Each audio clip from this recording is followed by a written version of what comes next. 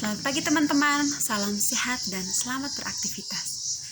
Perkenalkan, nama lengkap saya Anyelin Skolastika Pada, saya dari Pendidikan Musik STKIP Citra Bakti Ngada.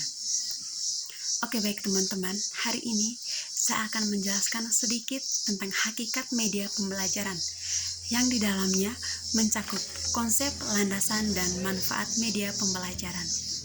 Oke baik teman-teman, kita lihat yang pertama yaitu tentang pengertian dari media pembelajaran.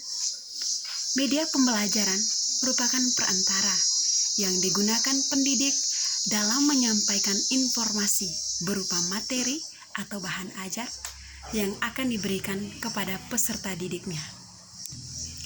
Yang kedua adalah posisi media pembelajaran. Oke baik teman-teman, posisi dari media pembelajaran. Mengapa media pembelajaran itu hadir di dalam dunia pendidikan? Mengapa demikian? Karena yang pertama, tanpa ada media, maka pembelajaran itu tidak akan berjalan dengan baik. Mengapa demikian? Dalam proses pembelajaran, anak didik pasti merasa canggung ketika mereka mendengarkan materi dari gurunya. Karena hal tersebut berupa abstrak, yang mereka tidak mengerti dan mereka tidak paham hal itu. Oleh sebab itu, media hadir untuk menjadi perantara dan penyalur sebuah informasi yang diberikan oleh pendidik untuk peserta didiknya. Yang berikut adalah fungsi dari media pembelajaran. Oke baik teman-teman, media pembelajaran itu digunakan oleh pendidik sebagai penyalur atau pembawa sebuah pesan. Pesan yang dimaksud adalah materi. Ketika seorang guru mengajar, dia membutuhkan media sebagai perantara agar apa yang akan dia sampaikan dapat diterima baik oleh peserta didiknya. Jadi ketika teman-teman ingin mengajarkan hal-hal yang sifatnya abstrak, harus menggunakan media supaya peserta didik bisa mengerti apa yang kita jelaskan dan mereka akan sering aktif dan turut dalam kegiatan pembelajaran tersebut. Yang kedua itu tentang landasan dan prinsip penggunaan media pembelajaran. Baik teman-teman, landasan dalam media pembelajaran itu terdiri dari 4. Yang pertama landasan psikologi, yang kedua landasan teknologi, yang ketiga landasan empirik, dan yang keempat adalah landasan filosofi. Oke baik teman-teman, kita lihat yang pertama terlebih dahulu, yaitu landasan psikologis. Landasan psikologis yang dimaksud yaitu landasan dalam sebuah pembelajaran di mana ketika seorang guru memberikan pelajaran, nah di situ semua peserta didik akan melibatkan segala aspek kepribadiannya. Jadi baik teman-teman, dalam aspek psikologis seorang anak, cara belajarnya itu pasti berbeda-beda. Ada yang harus belajarnya dengan cara melihat, ada yang harus dengan cara mendengar. Jadi dengan adanya media akan memenuhi kebutuhan siswa yang dari belajarnya secara visual maupun audio. Yang berikut adalah landasan teknologis. Oke baik teman-teman, teknologi itu sangat penting ya dalam kegiatan pembelajaran. Mengapa demikian? Zaman sekarang itu zaman yang modern, di mana teknologi itu digunakan untuk orang menyampaikan informasi, orang mendapatkan informasi, mendapatkan kerjaan, dan melaksanakan pendidikan. Jadi bukan hanya orang dewasa saja yang menikmati teknologi, tetapi anak-anak juga turut serta dalam mengikuti kegiatan-kegiatan yang berbaur teknologi. Oke baik teman-teman, saya ambil contoh.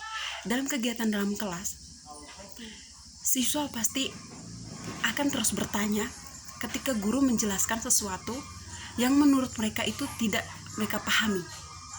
Nah, untuk itu kita akan memberikan kesempatan mereka untuk mencari tahu sendiri, sehingga mereka bisa mengakses sendiri informasi-informasi di dalam dunia maya, sehingga mereka bisa mengoperasikan teknologi itu dengan baik. Dan teman-teman juga harus memberikan mereka tips-tips yang baik dalam menggunakan teknologi. Yang berikut adalah landasan empirik. Landasan empirik mengatakan bahwa seorang siswa akan sukses dan akan berhasil ketika ia menggunakan media-media itu dengan baik dan benar. Ketika siswa itu belajar dengan giat, maka dia akan memperoleh hasil yang memuaskan. Begitu pula sebaliknya. Oke, baik. Yang keempat adalah landasan filosofis. Oke, baik teman-teman. Landasan filosofi di sini dia itu berupa sebuah pandangan, ya. Pandangan yang mengesampingkan bahwa dengan adanya teknologi, maka kegiatan pembelajaran itu seperti kegiatan yang terlalu dehumanisasi atau pembelajaran yang kurang manusiawi. Oke, baik teman-teman. Tugas kita sebagai pendidik itu memberikan masukan, memberikan arahan agar anak didik tidak menyalahgunakan teknologi itu dengan tidak benar, ya.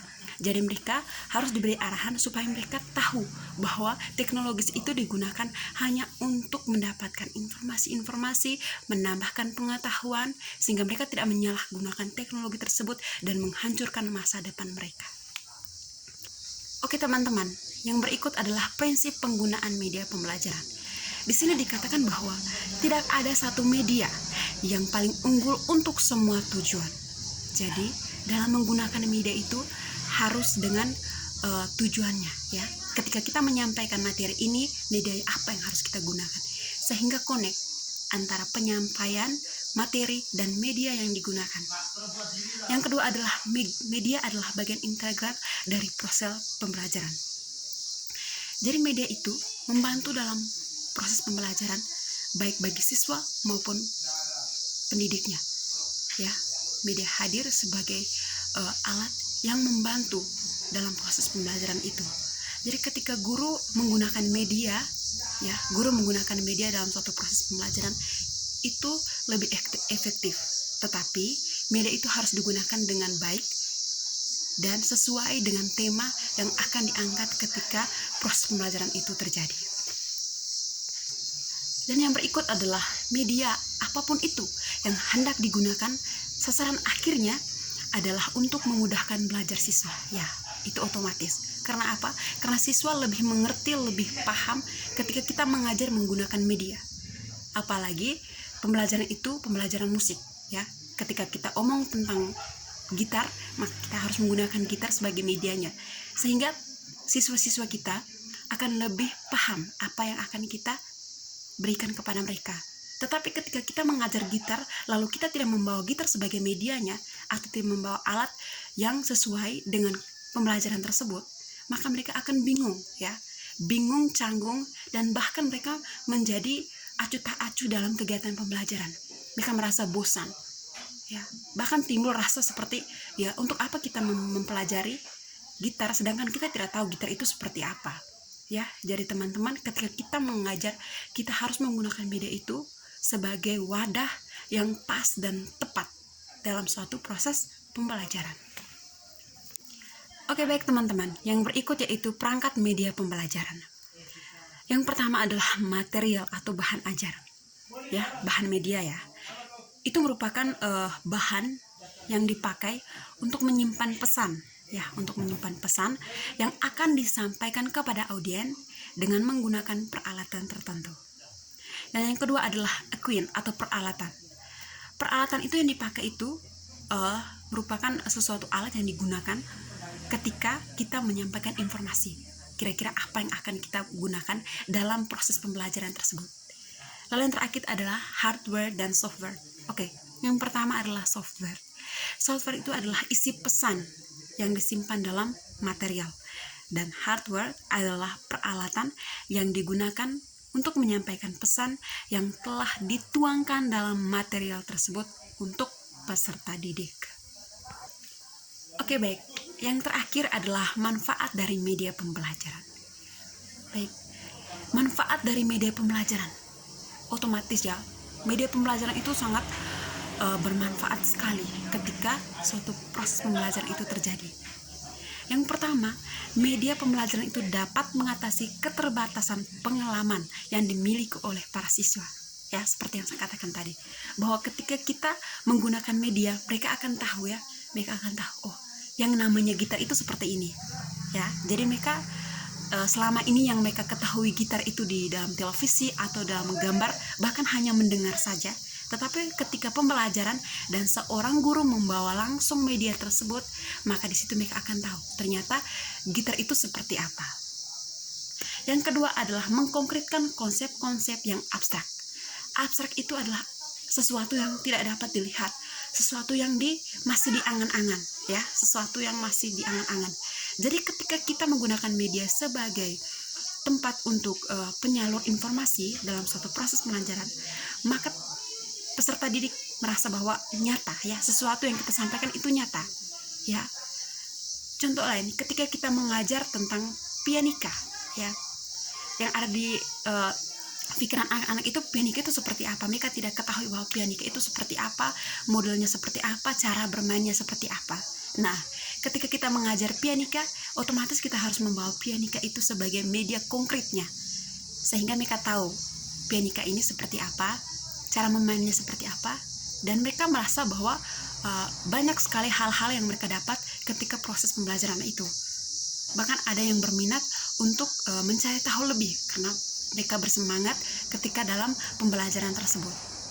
Yang berikut adalah media pembelajaran dapat mengatasi keterbatasan indera, ruang, dan waktu. Oke, ya, media pembelajaran dapat mengatasi keterbatasan. Contohnya ya, ketika seorang anak yang cara belajarnya itu dengan mendengar, ya, dengan mendengar, dia tidak bisa ya belajar dengan melihat itu, dia tidak bisa, tetapi dia harus mendengar.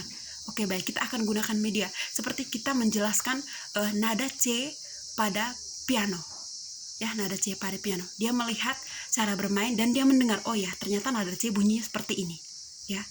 Atau kita memberi pelajaran tentang vokal, ya, vokal yang berkaitan dengan notasi dari nada do sampai si, ya. Kita omong saja nada do, atau kita menulis nada do itu bunyinya seperti apa. Ketika seorang guru hanya menulis saja do, re, mi, fa, sol, la, si, do, mereka pasti akan bingung karena itu seperti angka. Tetapi ketika guru menyebutkan secara langsung dan membunyikan secara langsung, maka mereka akan mendengar, oh ya, nada do-nya seperti apa, re-nya seperti apa.